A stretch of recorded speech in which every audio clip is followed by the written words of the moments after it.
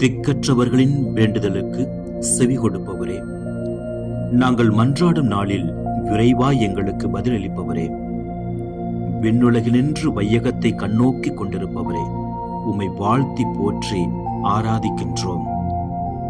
தந்தையே, எங்கள் வாழ்வில் செய்த சில பாவங்கள் எல்லாம் தவறே இல்லை என எண்ணி மனசாட்சியுடன் சமரசம் செய்து கொண்ட தருணங்களுக்காக உம்மிடம் மனம் வருந்தி மன்னிப்பு கேட்கின்றோம். நாங்கள் பாவம் செய்துள்ளோம், நாங்கள் ஆண்டவருக்கும் உமக்கும் எதிராக பேசியுள்ளோம் என தங்கள் குற்றங்களுக்கு மனம் வருந்திய இஸ்ரேல் மக்கள் இறைவனின் இரக்க பெருக்கத்தினால் வெண்கல பாம்பின் மூலம் மீண்டும் உயிர் பெற்று எழுந்தனர். அந்த இஸ்ரேல் மக்களைப் போல நாங்களும் எங்கள் பாவங்களை உம்மிடம் அறிக்கையிடுகின்றோம். உமது இரக்க பெருக்கத்தினால் எங்களை மன்னித்து எங்கள் துன்ப கிண்ணத்தை எங்களிடமிருந்து முற்றிலும் அகற்றியருளும்.